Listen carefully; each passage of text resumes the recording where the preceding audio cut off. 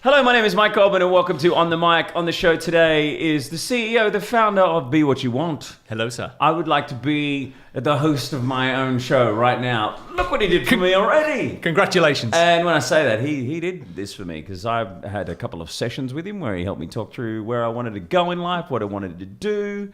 And he really is a great mentor. And I've been wanting to get him on the show for ages, have a talk about his special online videos that he has that help people stop procrastinating, help them to get happy. And we thought we'd get you on today to talk about happiness. Because you're all about happiness. Who doesn't want to be happy in their life? Who doesn't want to enjoy life to the fullest? Well, that's what this guy's all about. And well, what better person to have on the show to talk about it? Chris Hall, welcome to On the Mic. Thank you, sir. Thank you for having me. How are you, buddy? You well? I'm very well. It's great to be here. What's going on? Changing lives, kicking asses and taking names? Mate, I'm all about connections, so I am loving where I'm at right now. I've got a load of events coming up, and I am in a very exciting journey of inspiring people online. So I've had a really fun experience over the last couple of months. How did you get into doing this self-help kind of stuff? Were you like the Anthony Robbins path where he went out and he read all these motivational speaker books and you thought there's a lot to this, I really love it, and thought I'm learning a lot here, I can help change people's lives? Or did you actually hit a point in your life where everything turned to shit and you wanted to turn it around? Or everything, all of the above? Exactly. Should we go deep? Yeah. Yes. I would have, take me deep, baby. I'll go deep. Yeah, the honest answer is that literally at the age of 25, both of my parents died. Oh. Which is heavy, right? So when something like that happens, there's a lot of common stories in personal development when you hear about people that have gone to rock bottom. And when you go to rock bottom, out of necessity, you have to find ways to dig yourself out of that place, right? So for me, and I'm cool talking about this because I've done the work on myself, right? Yeah. That was the very thing that honestly leads me to standing in front of you now, because it kind of started that journey of personal development, going along to all these wonderful seminars, reading the books, and doing that work on myself so that I could know what a constructive and happy life actually looks like. Right? So you needed to find a way to drag yourself out Yeah. of what would be a massive depression, because I'm lucky enough to have both of my parents here at the moment, and they're amazing people, and I feel like I couldn't live without them. So how do you deal with something like that? Well, exactly. So I think and this does link to the stuff I teach about. You've got two aspects. You've got trauma, right, and how you deal with trauma, and then you've got building a constructive and positive life going forward. Now, I'm about that latter piece, right? In the things I teach about, I talk about the holistic nature of happiness. So what do I mean by holistic?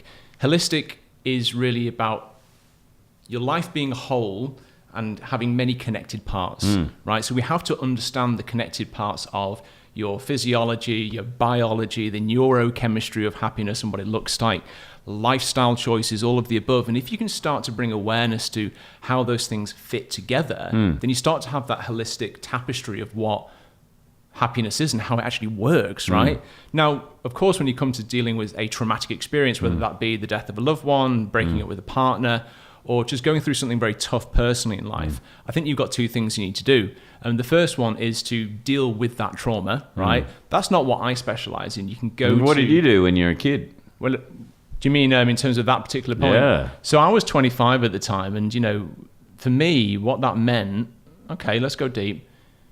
It was basically like walking along the knife edge of life, right? And down there is the version of Chris that everyone can always feel sorry for the rest of my life, if you like, because, he lost his parents when he was young, you right? got to stop the repetitive circle of telling a story over and over again. I did this as a weekend course years ago called The Forum. I've done it. Landmark, The Forum, done it. Yeah. And basically by the time you get to the end of the course, they tell you life is empty and meaningless and means nothing, which is basically their way of saying, stop telling these repetitive stories. She left me because, he left me because I lost my job because. You need to just break the cycle and move on. And even are you saying that you could even do that with something as full on as losing a loved one or parents, and finding a positive way to move out of that? Yes, basically. Geez, that must have been tough. It was 23 or whatever. 25, right? 25. And the thing is that was such an intense chasm, should we say, of an emotion that I could go down. Yeah. But I had this awareness in myself where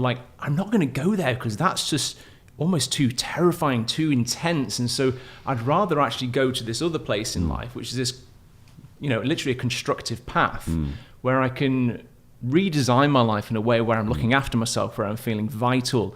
And Okay, so you're basically trying to figure out a way to design the life that you want. Yes. And leave the past behind in the past. Exactly. And just as a brief mention on, for example, Landmark and the forum, because I've done that too, right? Did you do the advanced? Oh man, I've done it all. He did it all. I did the forum and I thought it was great. And then they're like, and who wants to be involved to do the advanced course? And I was like, you just told me life's empty and meaningless and just full of shit. I'm not going to come back and do it again. But yeah, I did the advanced. I did the advanced, I did the leadership program and all that stuff, and it's great. It's good. Right? Anything you can do like that to better yourself as a human being, why the hell not? You know, and there's a lot of shit in there that I didn't agree with, but don't do it just because you think there's a few freaky people that do. Don't back off because there's a few freaky people in those kind of courses, or they might be saying stuff that you don't necessarily agree with, but you can take something from it that helps you in your life, then do it. Here's the thing about every single personal development seminar that you might go on, right? You'll go along for the weekend and you can either get completely sucked into it and become part of almost a... It's like a cult. A cult. I hate to say the word, but it kind of is a bit culty. I know what you're talking about, because at that course, it's probably one of the only courses I think I've ever done. There were a lot of people there who did the forum and then they did the advanced, and then they're like, that's their life now.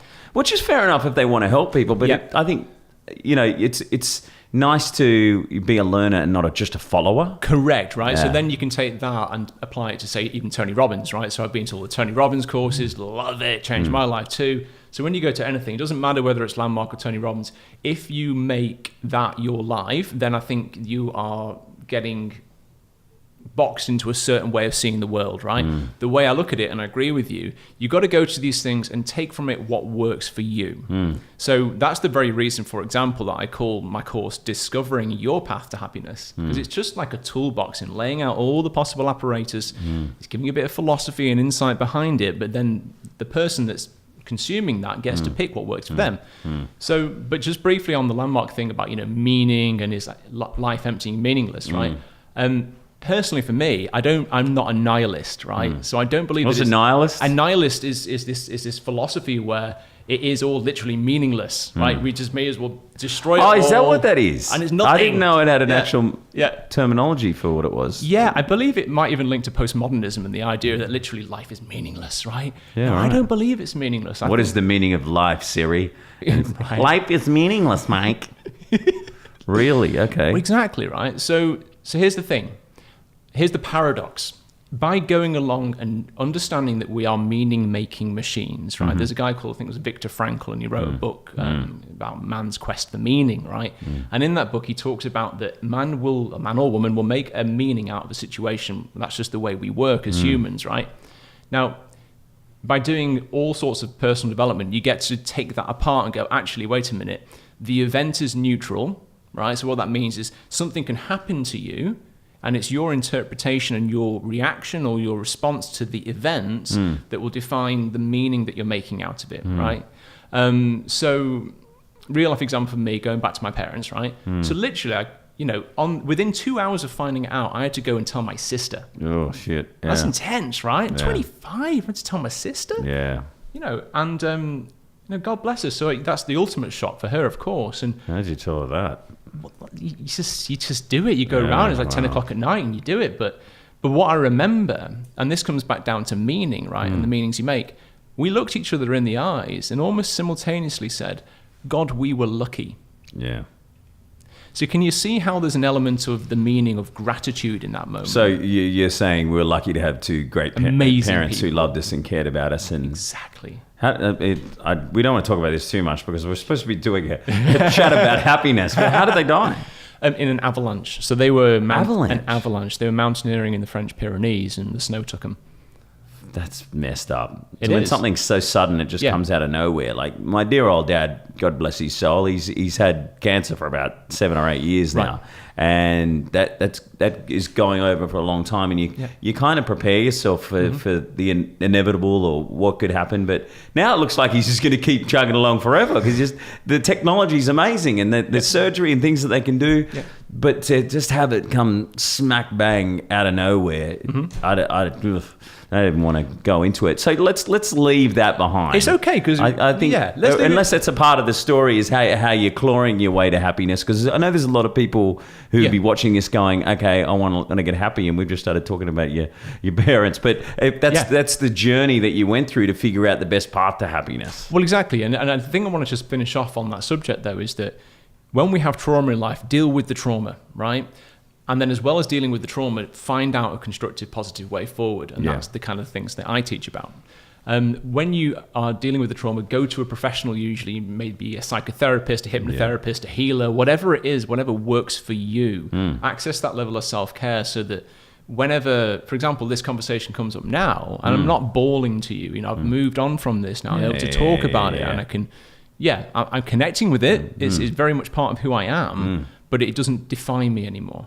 Well, maybe it does in many ways, but it doesn't own me. That's probably a better way of putting it. What about a lot of people when they're trying to get out of depression, they turn to drugs or some sort of medical help that will help them be positive? Absolutely. What is it called that people take that make themselves happy if they're depressed all the time? Anxiety drugs or antidepressants? Antidepressants.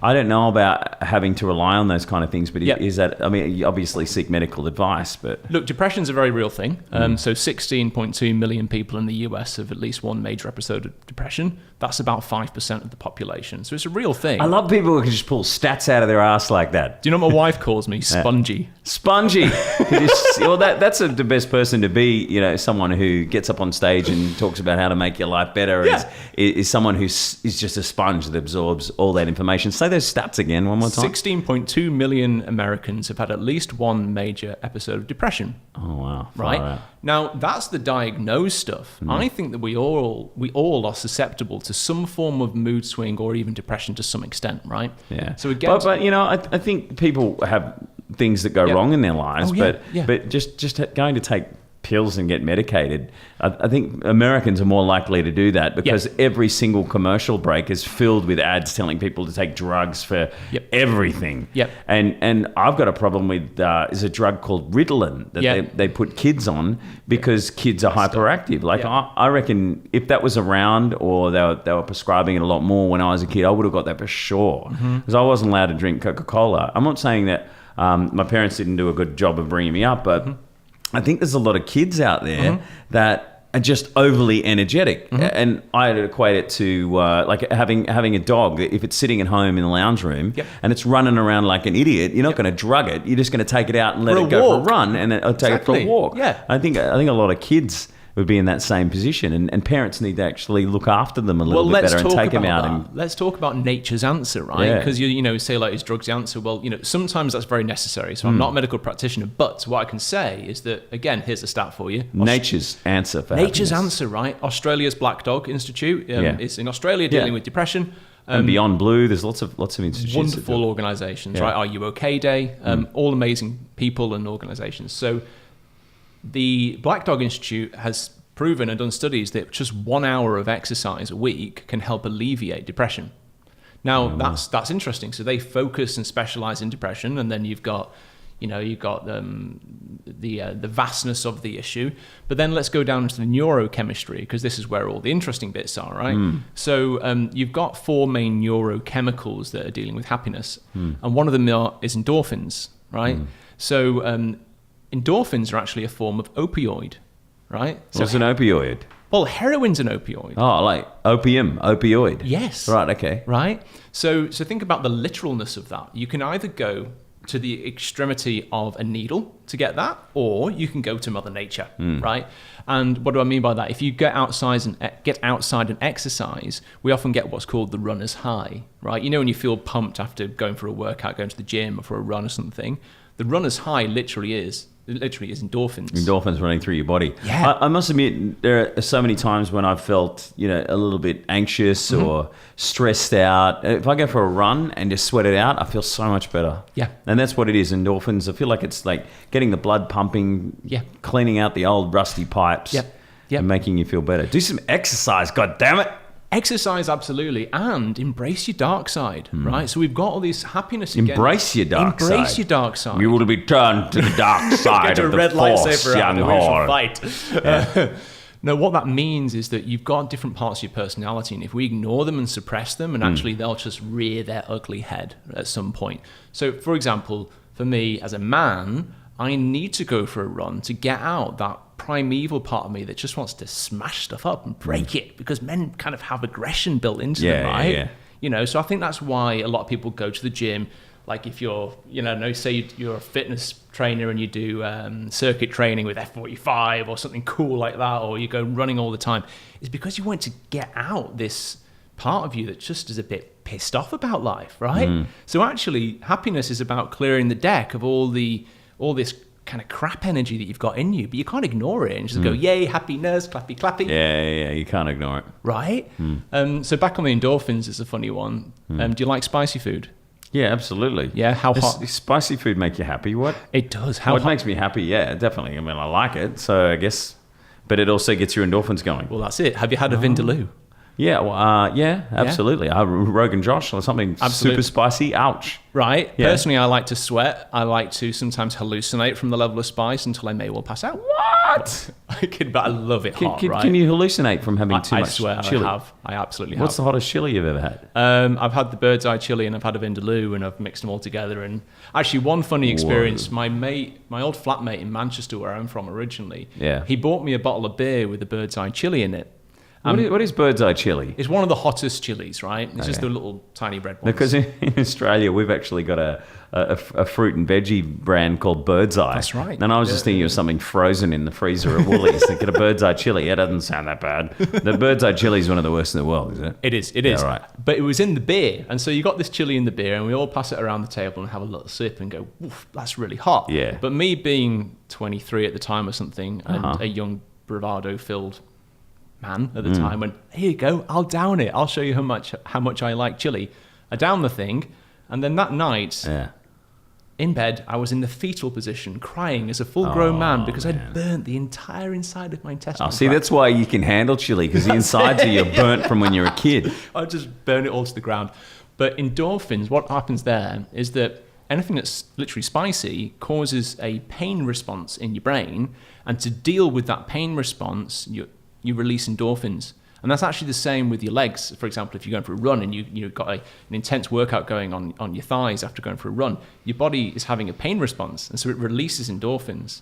You also get it from eating chocolate. So yes, chocolate makes you happy. Chocolate makes you happy. Sex. And sex. Sex is oxytocin. Oh. Right. So oxytocin, again, another neurochemical, is what is released when a mother gives birth to a child and also breastfeeds. So that's why there's the maternal bond. Oh. And also... love. It's love. Right? Love. So sex really is the glue of a relationship. Yeah. Literally, because it's oxytocin. Now, oxytocin... What about just paying for sex? Will that make you happy? Well, temporarily. Can money buy you happiness? We'll get onto that in a bit. Okay. Yeah. So anyway, but yeah, oxytocin, for example, is also from a hug. So, do you want to hug it out? Maybe later? Right now? Yeah. Come on. It's been a while, mate. It's been far too long. No kisses, just a hug. Chris, I love Paris. Thank you for bringing me here under the Eiffel Tower. And remember, 10 seconds. If you hold it for 10 seconds, then you really release the It really makes you happy. Oh, so happy. I feel better. Okay, that's enough. Okay, that's enough. Thank you for the oxytocin. Mate, so the happiness path, that was making us happy, hugging, being Correct. Under the Eiffel Tower. So you help a lot of people find happiness in their life. The Dalai Lama wrote a book called The Art of Happiness. What is the art of happiness? Well, so it is an art and a science, right? So I think that the science bit comes from some of these neurochemicals, for example, that we're talking about, and the art comes from that flair, that personal flair that you're willing to apply to your own life, because some of these things are very much about relationships, and relationships is not about a science, it's about an art. There's definitely an art to a relationship. So, I mean, I'll throw in, again, let me get a statistic out. 50% of your happiness levels can be determined by your genetics, right? Really? So people always say to me, oh, you're a happy guy. I get it, Chris, does this stuff. Well, my mum she told me that she gets a bit of depression. Right. And so does that mean that I'm going to inherit that? There's 50% of you, roughly, that is going to drive your level of happiness according to your genetics, right? That's all we can say, right? Now, 10% is determined by your circumstances. So what could your circumstances be? It could be about how much money you got, where you're living, the things around you, right? Yeah. Now, but are we trained as humans to constantly be chasing the carrot? That's the thing. Constantly be going, okay, that's not good enough. And that's why you see kids who, born with a silver spoon in their mouth and they're given everything on a platter. They're not happy because they don't really have anything to strive towards. And that's because it's the 10%. Yeah. And this is the messed up thing culturally. We are taught, popular culture, that we must strive for the next career thing, the next big house. Once you got the house, then you get the Ferrari, then you want to the do Australian that, dream is to own your own home. Yeah. Like, why do you have to own your own home? Why do you have to be tied to a mortgage for the rest of your life? Exactly. It just clips your wings. Just pay rent. Do you know that the word mortgage is from French and it actually relates to death? Really? So you're tied with so you're death having to the bank. something until you die. That makes complete sense. Right? We will bleed you until you are dead. And there we go. And then we'll take the house. Just constantly chasing something else. And I mean, that's a lot of problems with social media, I think, where people are constantly looking at what other people have. Yep. And most of the time, what those other people are doing on social media is just pretending to be something that they're not. Correct. So it's a projection of especially an on image. my Instagram account. Not at all. What are you talking about? Absolutely. Well, today, what was it? Birds and chickens. Well, that is pretty uplifting. That was bizarre. Yes. That's another episode with Chrissy Stanley. Make sure you check that out. That's very happy right there. So take the 50%, take the 10%, and then try and smash that illusion to say, hey, you know what? It's not about money. Actually, there's something intentional that we can do with our lives. So it's the intentional activities and the practices that make up the 40% that will determine your happiness levels. So I like to frame this in the context of needs and relationships. So there's something called the Maslow hierarchy of needs, right? And it was in the late 40s that it was written in a paper by Abraham Maslow. And he basically said, look, you've got your physiological needs. Do you have something to drink, somewhere to stay tonight? And if you don't have that sorted out, then how can you possibly be happy, right? Yeah. It's like literally needs in life. The next one is safety. So safety, for example, can be anything from your well-being. Have you got your health? So like think about a time when you've been dog sick and you're out for a week. Yeah. You'd give anything to be healthy, right? Anything. Yeah. So like health really is wealth. Safety also means your financial security. So I've been a business owner for about 7 years now, and plenty of times we've gone to everything from like near bankruptcy to like, oh my God, this is happening. How am I going to deal with it? You go through all of the storms of life, right? Now, what I can tell you from personal experience is that when you're in those tough times of having, for example, your wage packet threatened, or will I lose the money that I invested into my business, that literally impacts your sense of personal financial safety, right? So it's literally, you're so stressed out and in a survival mode that it's impossible to even think about having even a conversation about this. Like, hey, what's happiness all about? Some people I find look like they're in survival mode when they're in business. And one guy in particular, I think off the top of my head, and he's got this look of desperation about him. He's a salesman, and he's just constantly on the phone, constantly chasing that next buck.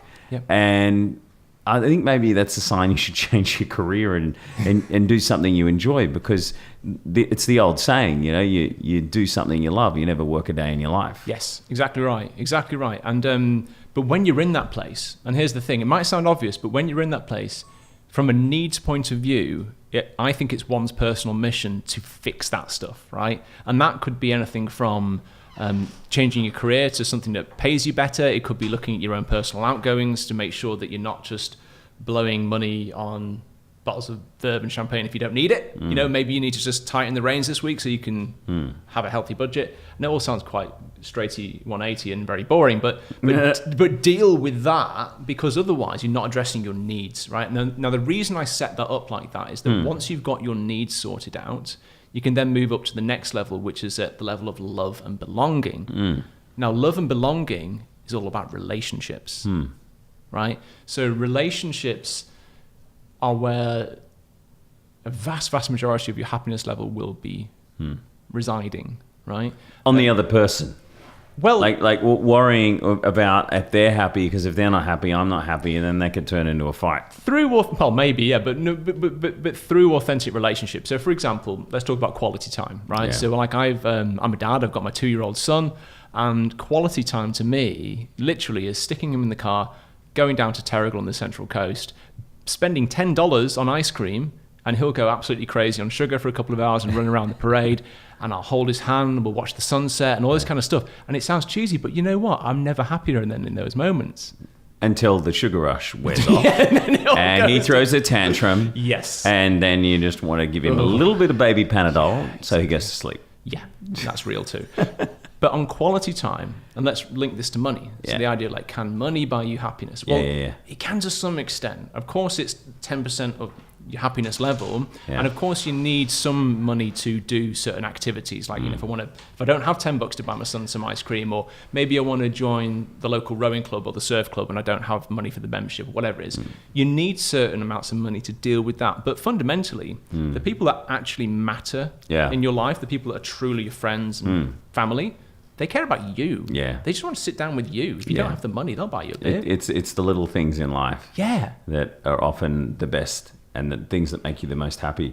It's like, I've been to India, but I've heard so many stories about like a family be living in a roundabout in the middle of the road. Right. And they're just living the happiest life. They all look like they're having a grand old time. And then you'd have someone living in a penthouse in New York who's earning $50 million a year, who's sad as shit.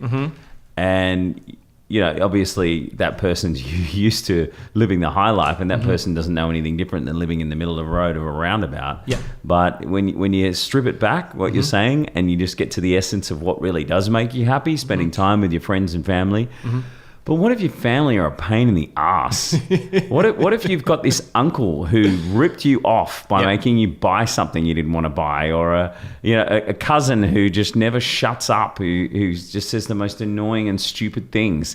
Because I find, I'm not saying that any of them are my family members, by the way. If any of my family going, is that me?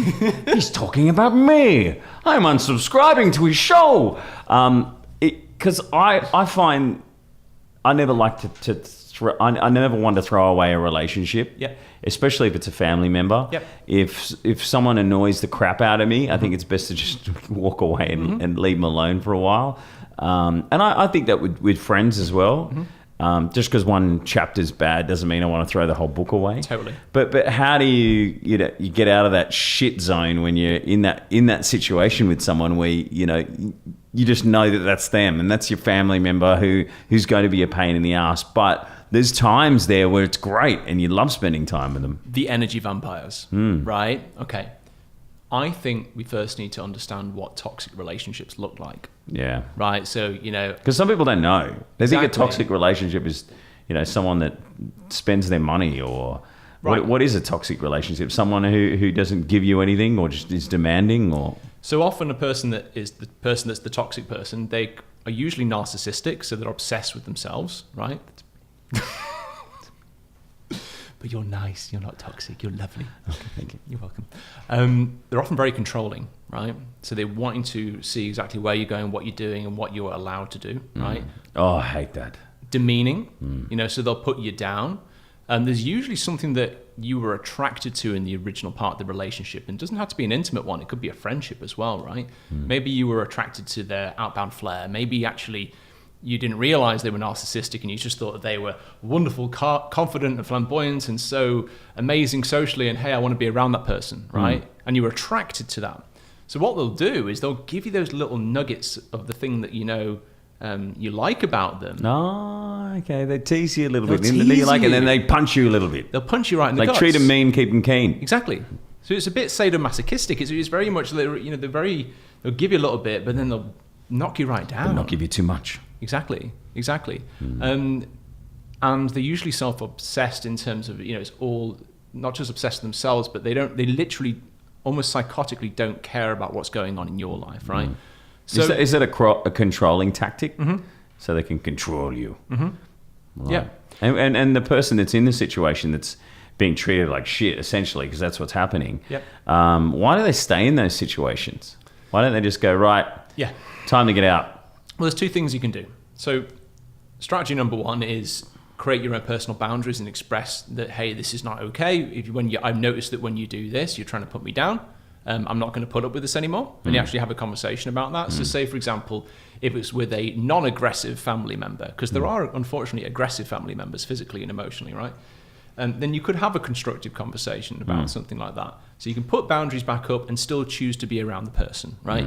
Strategy number two is to physically remove yourself from that relationship. Yeah. Now, when it comes to physical abuse, that's a very serious thing. And if no one should put up with that. No one should put up with that. But I think there's also very real dangers of someone being, physically impacted by leaving or even sparking up an argument. That's when you need to seek help, right? Yeah. There are helplines out there, and you can even get the police involved. Find a discreet way to exit safely and do that. But toxicity, that's the extreme version, right? But there are people that just are downers, right? And they are energy vampires, and they're always neckheads and whatever else. They're not always toxic, but it's just ultimately a personal choice about whether you want them in your life. And if you do want them in your life, then that's fine. And you just need to, have some personal boundaries. I think you got to say, hey, this has been happening. Yep. Call a spade a spade. Yep.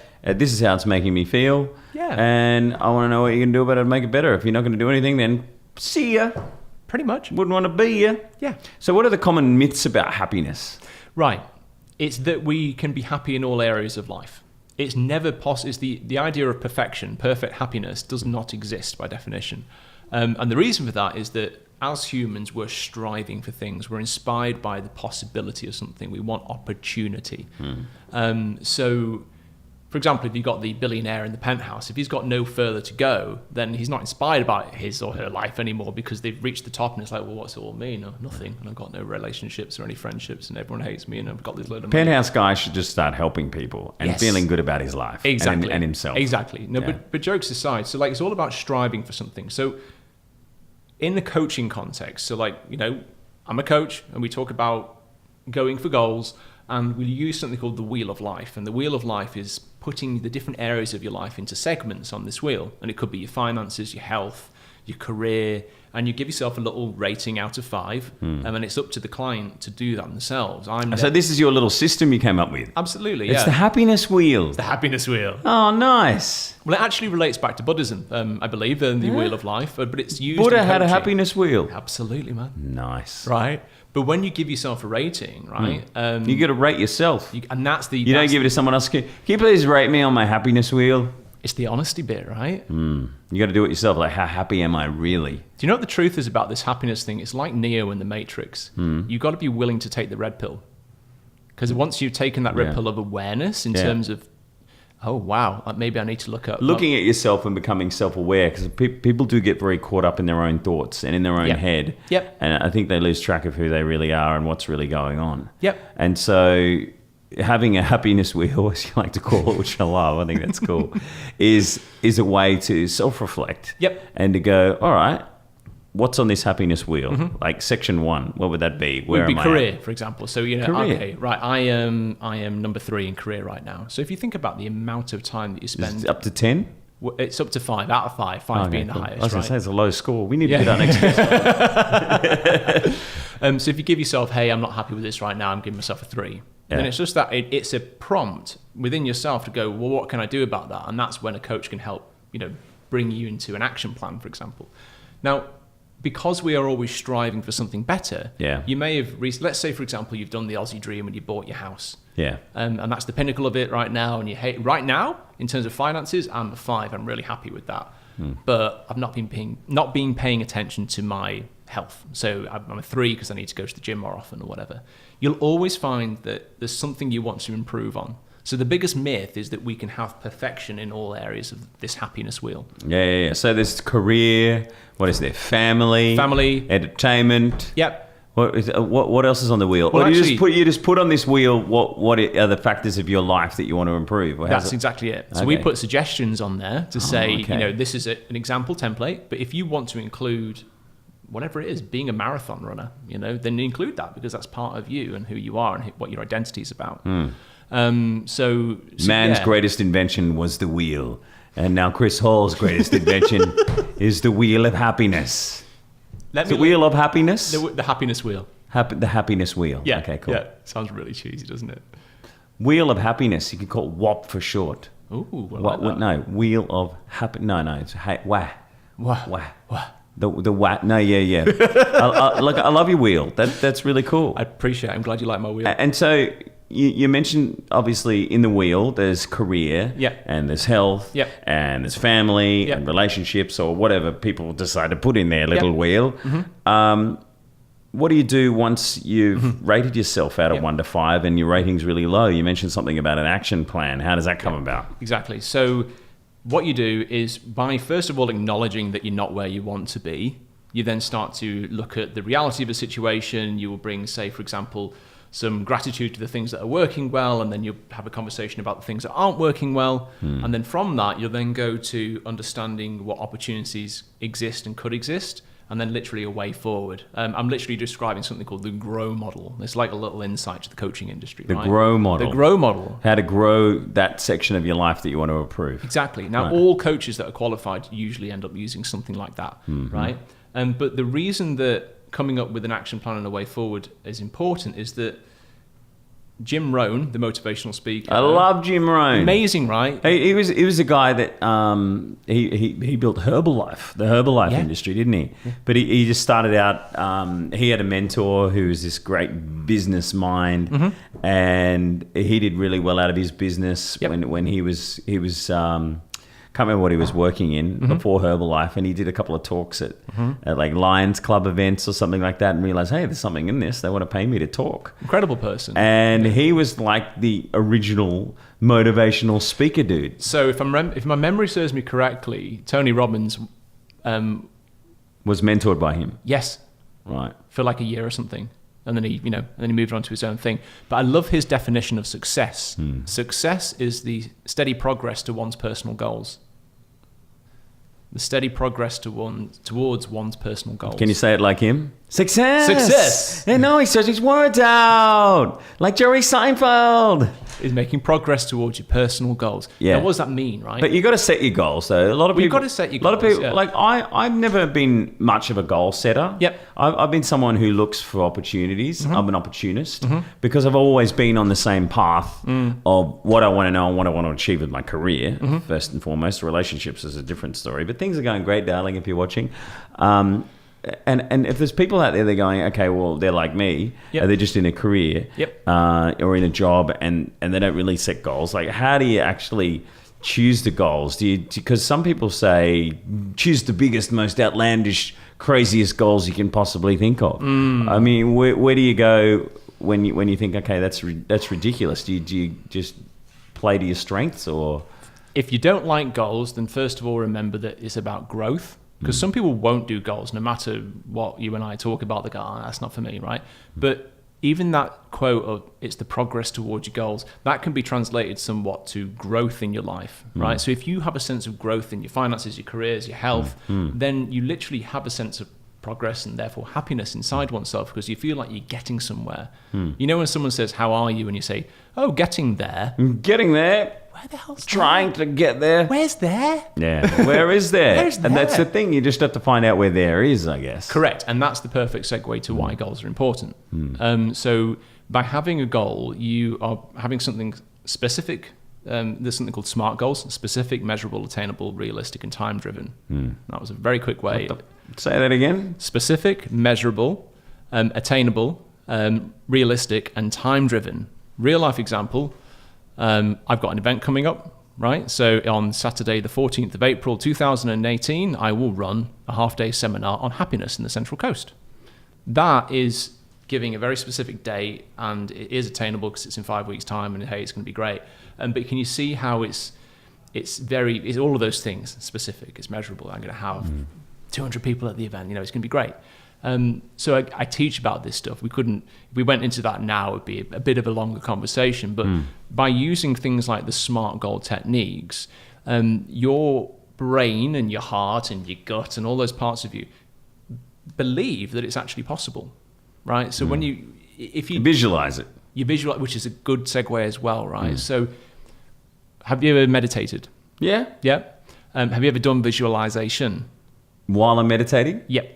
Yeah, like if I really wanted to get a job, or Yep. I really wanted a relationship to work out, Yep. I'd focus on like seeing different pictures in my mind of it actually working out, and seeing the picture in your mind, Yes. and then figuring out ways to make it become a reality. Exactly, Yeah. exactly right. So the reason it works, and let's link that to the big goals. If you set yourself a big, exciting goal of a future that really inspires you and that you actually want, right? I want that relationship. Yeah. For example, my mission statement in Be What You Want is I want to inspire 1 billion people around the world. Yeah, wow, So cool. that's a big one, right? So I'm like, We should get that many hits, hopefully. I hope so. I look forward to that. So when you've got a nice, sometimes people call them big, hairy, audacious goals, BHAGs. Oh, really? Big, hairy, audacious goal. Sounds quite ugly, doesn't it? It's like a hairy little monster. But a BHAG, what it does is it excites you and it stretches you. So when you're visualizing that, it's important to use visualization techniques where you are giving thanks within your heart and your body as if it's already happened, right? And that's why when you start meditating, it's not just about focusing on your breath, it's about having gratitude within yourself about the things you've got in your life already. Because think about it, you've got now and you've got the future, right? So if you want to stretch yourself to something really big in the future, you need to physiologically bring yourself into a place where it's almost already happened. And that's the trick of visualization. Actually feeling and believing that it's already happened. Exactly. It's already happening. And I teach That's about a sales technique as well. Like It is. when you're trying to sell an idea, Yeah. or sell advertising to someone, or whatever job you might have in the sales industry, just in your mind, say, this person's already doing this, and they have to. They're crazy not to, sort of thing. Yep. So a Visualization technique as for well. that, right, would be I'd go into a meditation and I'll think of 3 things in my life that I'm grateful for. And I can do that real quick. I'll think about my son, my wife, and my daughter on the way, right? And all of a sudden, filled full of love. And because you are filling up your body with the right neurochemicals and hormones, you're putting your body in a place of gratitude, right? And then if you can then mentally go to visualizing that place and start getting excited about it, start visualizing what your life's going to look like in that place and who's around you and the types of things that you're doing, can you see how you've kind of almost tricked your body into saying, well, I'm feeling all this great stuff and all this love in my life and all this gratitude for the things I have. I've gone straight to the future and I'm kind of linking them, right? And then by doing that, you've got something called the mind-body connection. And the mind-body connection is that your mind will influence the physiology of your body. So, for example, the endorphins, eating spicy food and all that stuff. Yeah. It's actually a brain-to-body response. But if your body is in the right state, you will activate your mind in a certain way. So if you're in a determined state, I'm determined that I'm going to come up with a solution right now, you will command your subconscious to bring you solutions. Does that make sense? Yeah, and so that could even help you come up with ideas when you're asleep. Exactly. Because I think Yeah. about things Yeah. sometimes before I go to sleep, and I wake up in the morning and the idea is just there. And that's why they say It's sleep like on it. Dr. John DiMartini, who Yep. we had on a previous show. This is a really crazy thing he said. He used to, just like you, being a sponge, he would absorb so many different ideas, so many different books, ways of life, studying Gandhi, Buddha, whatever, and then he'd go to sleep as soon as he's finished learning and reading a lot of that stuff, and he knows it would be in his head, and he'd be going over it while he's asleep. That's incredible. So then think about reactiveness versus responding in life. So there's a link to happiness here. If you're finding yourself angry or frustrated or wanting to, punch someone in the face, literally or metaphorically, rather than reacting in the moment, sleep on it. Right? Because when you sleep on it, you allow your subconscious to come up with a different solution that's more of a response, that's not going to destroy everything around you. So you're saying it's okay to sleep on the job? Yes. Of course. Do you know some of the best inventions were made by inventors that took afternoon naps? Really? Absolutely. Like who? Mr. Sponge Edison, the electricity thought guy. of the light bulb, so he was asleep and went, ding. Do you know that Edison totally stole everything that Tesla did, though? What? Oh, yeah. Are you man. serious? Oh, yeah. But we won't go down the conspiracy theory route. Yeah, we will. Oh, why not? I love that. Yeah. I didn't even know that. Yeah. So Edison, I thought, invented the light bulb. Well, he did, but then he was also involved with the electricity grids, and you've got alternating current versus direct current, right? Yeah. DC and That was a Tesla thing. Well, Tesla was all about AC and these coils and wireless energy and energy weapons and all this kind of stuff. Yeah. And he had where was it? It was an island, Rhode Island, I think it was, off the States. And he built this Tesla coil thing that was all about wireless energy. And JP Morgan was one of the investors. And when he knew that it was actually going to be free energy, they knew that he couldn't industrialize that. They couldn't make money out of it. And Edison was one of the guys that was the original ones of direct current, which is the other way of doing electricity. This is a complete tangent, but it's an example of the embeddedness of energy as a sector. That's crazy, man. I mean, but it makes complete sense. If like one of the richest men in the world, JP Morgan, goes, here's a good idea, but we just have to get rid of that other guy who's going to make energy free. But I mean, that is a conspiracy theory, because surely someone would have put something on the internet somewhere where we could figure out how to have free energy. Or fact. It's all facts. Or conspiracy fact, yes. But what happened with Tesla? Did he actually just decide not to show everyone how to get free energy? So I think how's that fact? I think when he died, his hotel room got burnt to the ground or something like that.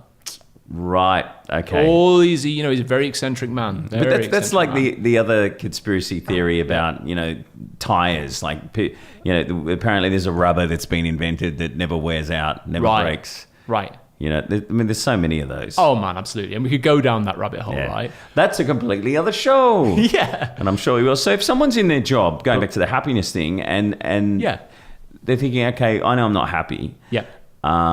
Because I think you need to be in the right career. This is on the career perspective, to be able to set goals. Like, how do you figure out what is going to make you happy, and what career path to follow? Because a lot of times I've been, I don't want to set goals because I'm in this job I'm not really that sure about. I need to figure out what I'm into and what I love and what I can make money out of. And how do you figure out what you're into and what you love that you can make money out of? Like, I'm referring to Dr. John again. I went to see his talk that he did over at the ICC in Sydney, and we were having this conversation, or he was talking about it on stage, and I was listening. That was my conversation. And he said there was a lady in the audience once, and she had no idea what she wanted to do with her life. She was doing a dead-end job, and all she could think of that she loved was playing with her dog. And he goes, well, why don't you just, start a dog business? You love playing with your dog? Okay, what kind of dog business? And they worked on an idea, and apparently it's like worth millions now. Exactly. So I guess you just got to look at your life and figure out what makes you happy and what you love. You do. And there's three elements. There's values, purpose, and passion. So the value side is very useful because your values are different from your beliefs, right? Your beliefs are, for example, your religious beliefs might be, I'm either religious or I'm this or I'm that. And my beliefs, I don't question, right? So beliefs you don't question. Values are a guiding idea that you have in life. So, for example, I have the value of vitality. I believe in looking after myself because when I'm my optimal self, I can give more to my family, to the world, to everything. So I have this idea of vitality. So it's a value of mine. That's why there's so many personal trainers out there, because I like exercising. I feel good. I'm going to become a personal trainer. There are so many in Bondi. I think every second person is a PT. Absolutely right. But you can do exercises in identifying your values. And the reason that that's relevant is that most people don't have a conscious awareness of what your values are and also what the sequence is, right? So the sequence could be relevant too. So, for example, vitality is number one for me, and then love is number two. Now, love then is a wonderful guiding principle to all these things that I'll do in life. But if I don't put vitality first, then I'm not being my optimal loving self because I'm not looking after myself from a self-care point of view. Does that make sense? Yeah. The more I can look after myself, the more energy I have, the more love. More love to give. Yeah, right. So when you know your values, and again, there's exercises that I teach and how you do this, you put them in sequence, you go, wow, that's me, that's interesting. And then the next step is to actually ask yourself some very honest questions about, is your current career aligned to your values?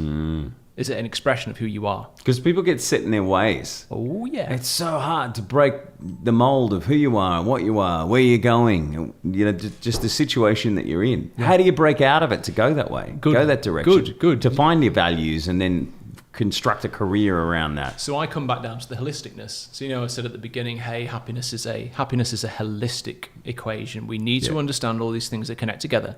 So just by even spending 10, 20 minutes doing an exercise like that, all of a sudden you start to crack this belief system that you've got, which might be about I'm in finance. I'm this person.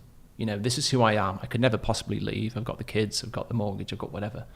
Or, you know, how could I possibly ever make a career out of playing with dogs, right? Whatever it is. Yeah.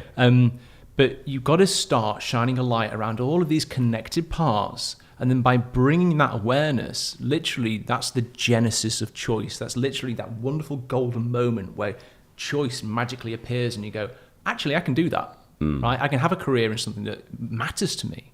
It's like I used to be in IT. Yeah, right? You got out of that, didn't you? I got out of that. I did it for 6 years, but I was the happy, chirpy guy that was all about relationships and injecting positivity, and that was naturally, yes, who I was. But you know, what on earth was I doing in that?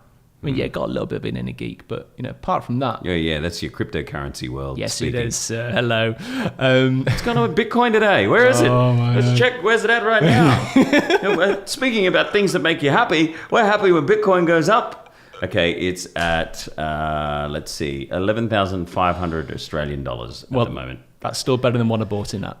It's okay. Yeah.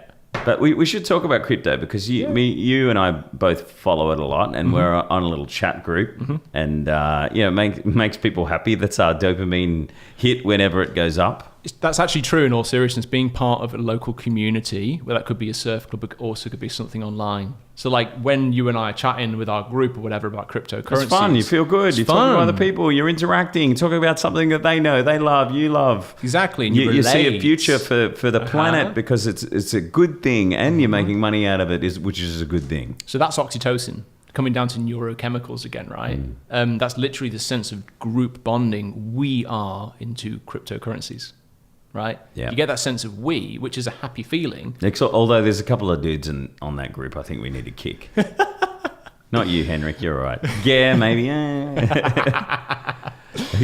Getting a little bit private joke, wisecracky here. But that's true. Yeah, finding a community and friends that you can chat with about something you love. Yep. And that's the great thing about the internet and how much it's exploded over the last 10, 15 years is the fact that if you watching one-legged men play soccer competitions, you can find a group of people that love watching it as well, and you can all be best buddies and talk about it. And you can find the craziest little subcultures and be a part of a community. And people are finding each other all over the world, some good, some bad. Yep. And that could be happiness in a lot of ways for them. Yeah, absolutely. There are easier ways to find happiness than ever.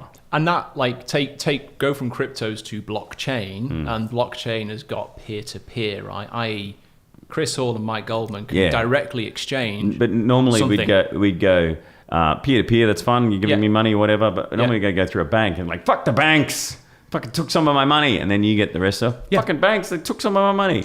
But that could be something real. Like there's so many, there are literally gaming communities online that are all about World of Warcraft or whatever it is you're into. Blockchain brings a way of directly exchanging not just value, but ideas and being creative and creating communities together. Yeah. So I think that's a really exciting place to be in terms of the world. Especially in some of those African nations that are absolutely being screwed over by the people who are running those countries. Yep.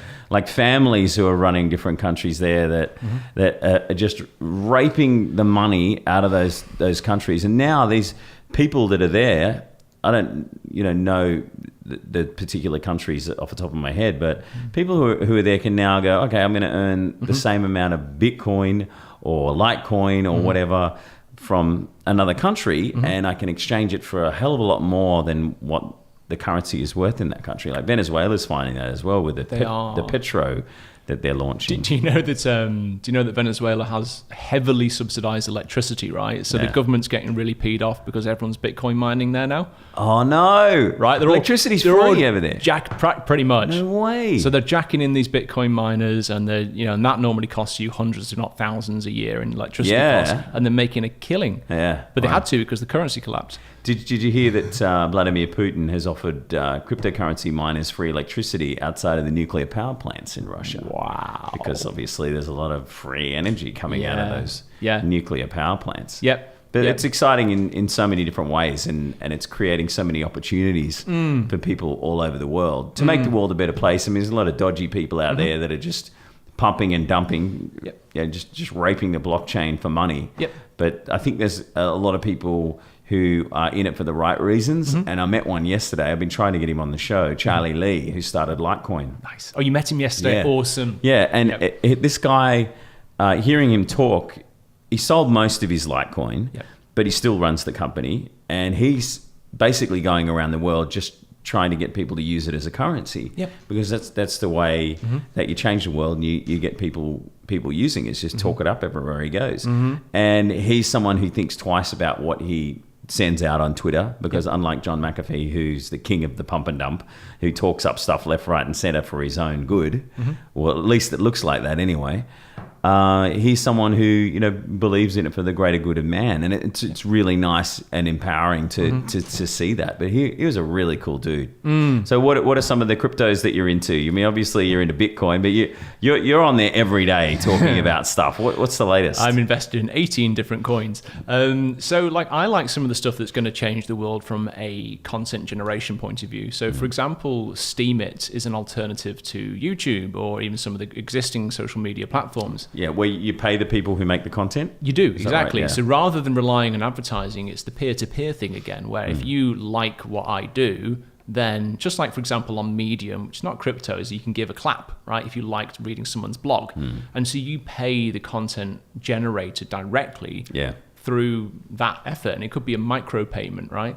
And again, you mentioned, for example, if you're in a economically, say a third world country, you can now get access to doing things that are all around micro tasks, and it might be just earning 50. Like an Airtasker thing, a Kenya, but the digital version, right? So you doesn't matter where you are in the world, you can do that task. And you'll earn 50 Make cents a website for for someone or something exactly. like that. And it's breaking down all of those global barriers, and it's just breaking down the walls. Yeah, which is great, because it's genuinely that's what economies are all about. That's what value is. There's another one, Power Ledger. If you got solar panels on your roof, and someone next door wants your power, then they can pay you with Power Ledger coins. The Kenya coin that I just mentioned before, which is an app like Airtasker, getting people to do things all over the planet. And they just did a deal with JD.com, which is like another version of Alibaba in China.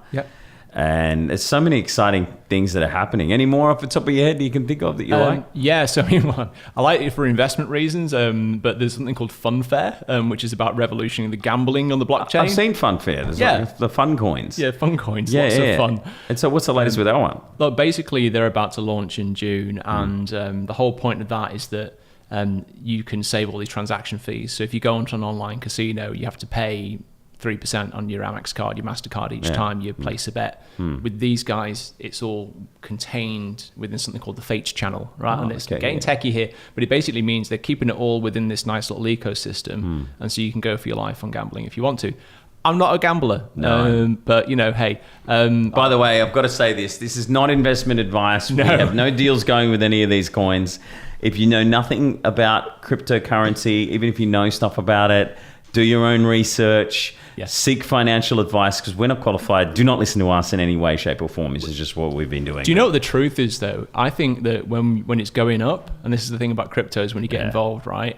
I remember getting involved a bit more in the beginning of January, put in whatever I put in, and it was going great. And by mid-January, it's like, bang, everything's going on. And everyone thinks they're an expert, and everyone starts talking about stuff going, this is going to change the world. And all of a sudden, 70% down. 90% down. Oh, no. Blood in the streets. No one knows anything anymore. Exactly. We think we know. Is it going to go back up this year, or is it just people talking positively? I reckon you've got to know that it's a very much an unregulated industry, and that that brings the opportunity, but it brings the volatility as well. So you've got to have brings dodgy fuckers. It does too, and you've got to have guts of steel, and it will be stressful. And you also only should play with money you're willing to lose. When it goes down, just don't look at it. Just leave it alone, because it's going to come back up, because it is volatile. That's what I'm hoping right now. Well, a lot of people panic when it goes down. They're going to sell. It's going to go to zero. Most of it, unless it's a dodgy coin, not Dogecoin. Apparently, that's all right. That's how I heard. Unless it's a dodgy coin, usually it comes back. But if you got the money to gamble with and play with it, get in there. But what do you do in a time like that, right? You don't look at the screen. It's just like anything that's stressful in life. You go and look after yourself. That's when I go for a run. Yes. Right. That's when I go for a massage. You got to be happy. But if people do have any Bitcoin, Charlie mentioned a couple of things yesterday that you can do Bitcoin or Litecoin there's a couple of different websites you can go to pay your bills. Do you know about them? I've heard of it. I can't remember the name right now, but yes, you can already do it. You can pay. Salt's amazing, where you can get a loan off the back of your cryptos. Yeah, that's a coin as well. But it's not for paying your bills. But the principle is that Living Room Satoshi. That's it. Yeah, that's the one. Living Room Satoshi. You can pay your bills in Bitcoin. So I guess there's some sort of transfer fee or something like that. Yep. That's pretty cool. Another one I had a look at, and that's an Australian company too, by the way. Another one is called Travel by Bit, where you can book travel experiences in Australia and around the world. Well, a mate of ours did that, didn't he? I'll keep him unnamed, but this founder of our group, shall we say, and he spent whatever it was, half a Bitcoin on a flight, and that was last year, and then he said it was the most expensive flight he ever had. Yeah, because it went up. Yeah, of course. Kicking himself. So you've got that weekend coming up on the 25th? Yeah, 25th of March. Brief shout out to Be What You Want is doing an event where we're hosting my father-in-law, Mr. Paul Graves. Now, Paul Graves is literally one of the pioneers of the snowboarding industry. He was the first pro snurfer rider, which snurfing was literally surfing down the mountain on this board that had a rope on it and all this stuff, and it was like the predecessor to snowboarding. Oh, yeah, okay, cool. And he was the 1979 snurfer champion. He invented snowboarding. He was one of the pioneers for sure, Wow, right? that's cool. He's a humble man, but to me, he was one of the guys. So what is he going to talk about? Snurfing or? So his talk's called A Spoke in the Wheel, and he's literally going to talk about what it meant to even get snowboards legalized on the mountain. He was one of the guys that was rallying for support and changing the way that the world looked at snowboarding as an industry. Cool. He was sponsored by Rossignol. He got people massive. Right, and he got people to the Olympics. He coached people, all that kind of stuff, and he's so humble but an incredible man.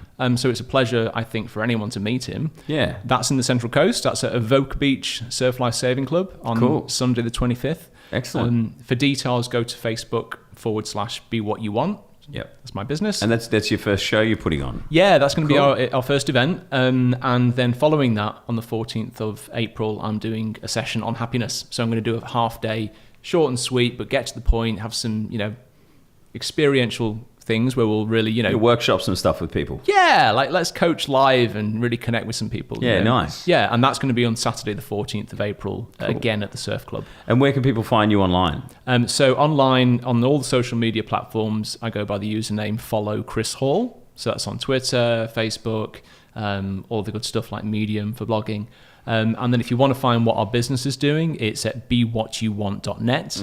So it's .net, bewhatyouwant.net. And then I'm also available as a speaker. So if you want me to come in to, say, your workplace to talk about happiness, how to stop procrastinating, or some of the other more corporate stuff I do, then you can go to chrishall.com. And you can get me as well for Christmas parties, bar mitzvahs, 21st. Just give me a call. Absolutely. Mate, that's exciting.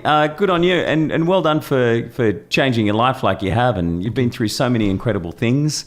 And, leaving the job you didn't like and creating this incredible future. And it looks like you're helping other people do the same thing. So we salute you, Chris Hall. Thank you, mate. Thank you, Chris Hall from Be What You Want. Thank you for watching. Thanks, mate. Good on you, man. Thank you.